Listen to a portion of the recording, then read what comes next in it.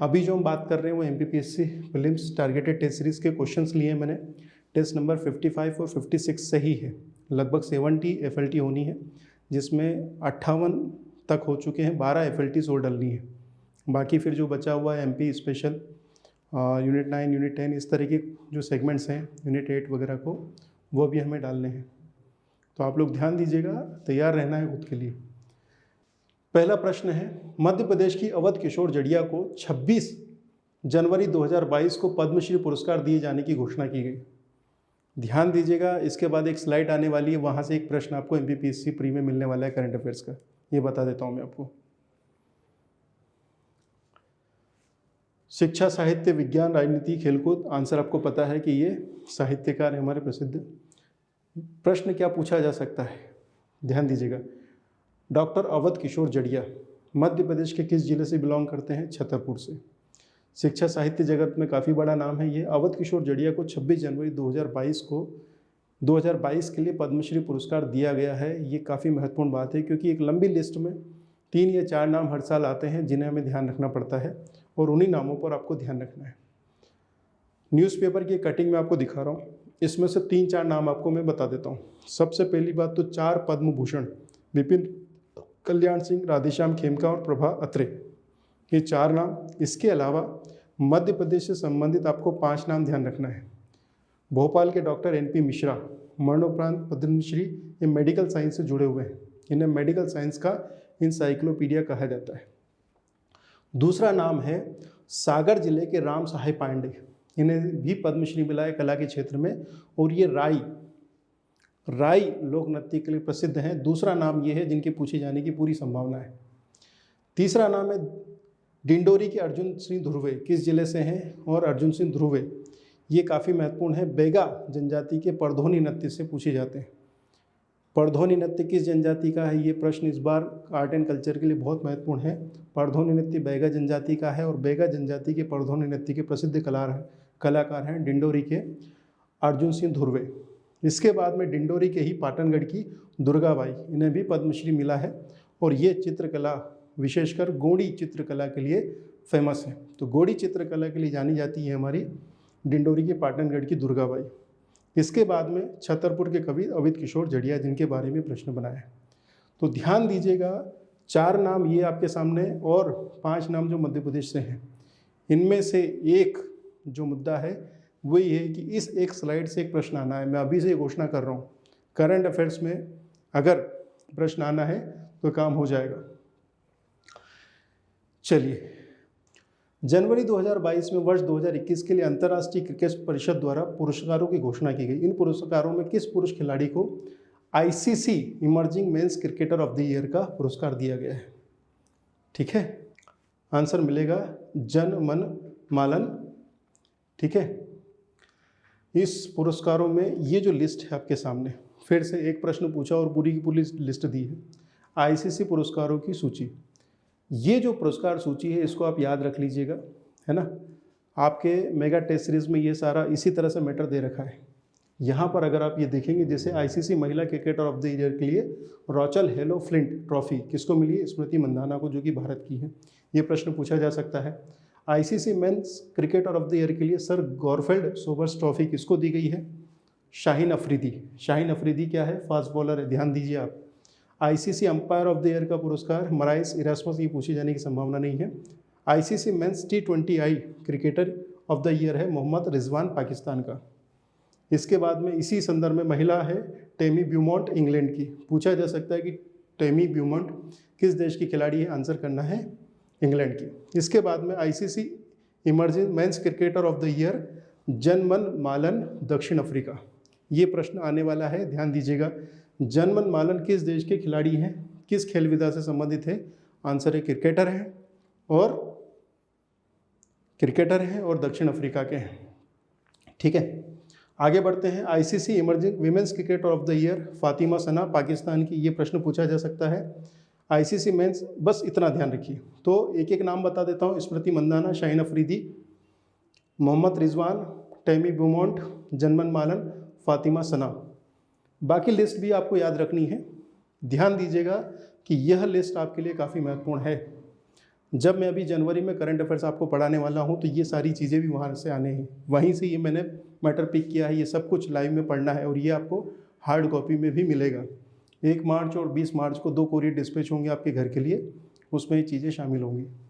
A little book of India celebrating 75 years of independence, यह पुस्तक के राइटर हैं, हाँ जी, आंसर मिलेगा आपको रस्किन बॉन्ड। रस्किन बॉन्ड को आप जानते ही हैं, बहुत फेमस राइटर हैं। और जनवरी 2022 में ये पुस्तक रस्किन बॉन्ड द्वारा लिखित a little book of India celebrating 75 years of independence का अनावरण किया गया है जनवरी 2022 में। अगला प्रश्न, जनवरी 2022 में डेटा गोपनीयता दिवस कब मनाया गया? ध्यान दीजिएगा, यूनिट 9 या साइंस एंड टेक्नोलॉजी में टेक्नोलॉजी वाला जो पोर्शन है वो काफ़ी महत्वपूर्ण है और वहाँ से संबंधित प्रश्न जो करंट अफेयर से जुड़ते हैं वो ज़रूर पूछे जाएंगे। जैसे कि डेटा गोपनीयता दिवस कब मनाया जाएगा? आंसर मिलेगा आपको 28 जनवरी। और यहाँ पर ये जो घोषणा की है खुद नरेंद्र मोदी, प्रधानमंत्री नरेंद्र मोदी द्वारा की गई। तो ध्यान दीजिएगा, 28 जनवरी को डेटा गोपनीयता दिवस मनाया गया। इसका उद्देश्य डेटा सिक्योरिटी को इंश्योर करना है और इस साल के लिए जो थीम थी इस दिवस के लिए वो थी प्राइवेसी मैटर्स। मुझे ऐसा लगता है कि यह प्रश्न यूनिट 9 से जुड़ा हुआ है और करंट अफेयर से भी तो आ सकता है, ध्यान दीजिएगा। अगला, पीएम नरेंद्र मोदी ने जनवरी 2022 में पहले भारत मध्य एशिया वर्चुअल समिट की मेजबानी की। इस समिट में शामिल होने वाले देशों की सूची में कौन शामिल नहीं है? अर्थात मध्य एशिया समिट में कौन शामिल नहीं है ये हमें देखना पड़ेगा। तो सबसे पहले मध्य एशिया समिट में कौन कौन से देश शामिल थे ये देखना पड़ेगा। ये लिस्ट आपके सामने है। पहला देश है कजाकिस्तान, दूसरा है किर्गिस्तान, तीसरा है ताजिकिस्तान, चौथा है तुर्कमेनिस्तान, पांचवा है उज्बेकिस्तान। ये लिस्ट इसलिए महत्वपूर्ण है, ध्यान दीजिएगा, नवंबर, दिसंबर, जनवरी, फरवरी और 15 मार्च, ये 5 महीने के करंट अफेयर्स आपके लिए बहुत महत्वपूर्ण है। मैं जनवरी से शुरू करूंगा, दिसंबर, नवंबर, अक्टूबर इस तरफ जाऊंगा और फिर फरवरी और मार्च। ये सेगमेंट जैसे ही कंप्लीट होगा तब आप मान लीजिएगा कि आपके 5 प्रश्न बनने के काम हो जाएगा। ठीक है, तो ये एरिया ध्यान दीजिएगा आप। भारत का सबसे बड़ा ईवी चार्जिंग स्टेशन का शुभारंभ कहाँ किया गया है? ये प्रश्न है जो कि आपके लिए काफ़ी महत्वपूर्ण है, इस पर ध्यान रखना है हमें। भारत का सबसे बड़ा ईवी चार्जिंग स्टेशन का शुभारंभ गुड़गांव में किया गया है जनवरी 2022 में। और ध्यान दीजिएगा कि भारत का सबसे बड़ा EV charging station Navi Mumbai में है।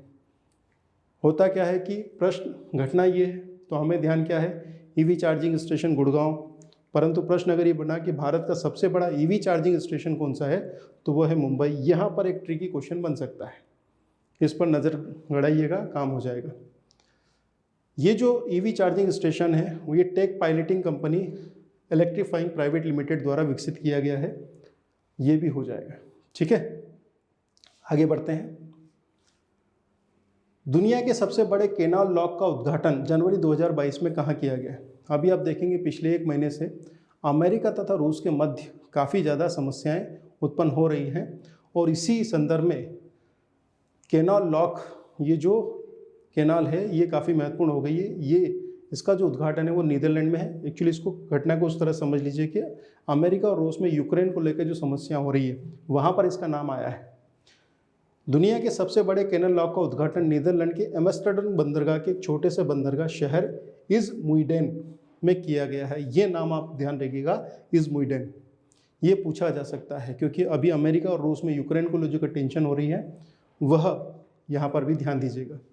इसका उद्घाटन किया है डच किंग विलेन अलेक्जेंडर द्वारा या वाइलेन अलेक्जेंडर द्वारा। हो पाएगा।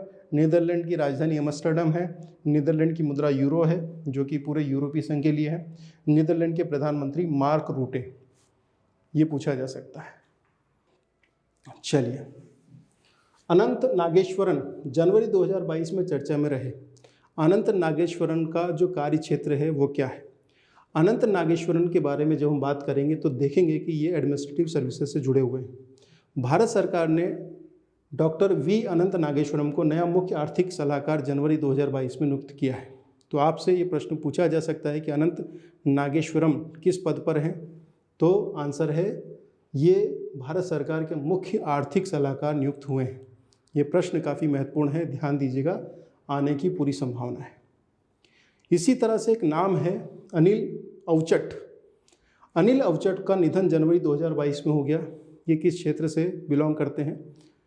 ठीक, तो आंसर मिलेगा आपको कला एवं साहित्य से। ये एक मराठी साहित्यकार हैं, बहुत फेमस है। मराठी लेखक और सामाजिक कार्यकर्ता अनिल अवचट का निधन हो गया जनवरी 2022 में। ये न्यूज़ चर्चा में रही है।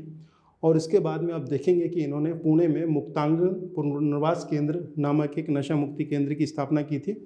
इसके अलावा इनकी कुछ पुस्तकें हैं, जैसे मानसम, स्वतरु विषय, गर्द, कार्यरत, कार्यमग्न, कुतूहाल पोटी।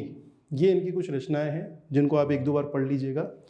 अगर एग्जामिनर का मूड ये है कि दम है तो करके दिखाओ, तो फिर इस तरह के प्रश्न बनेंगे। वो कहेंगे गर्द नामक रचना के लेखक हैं।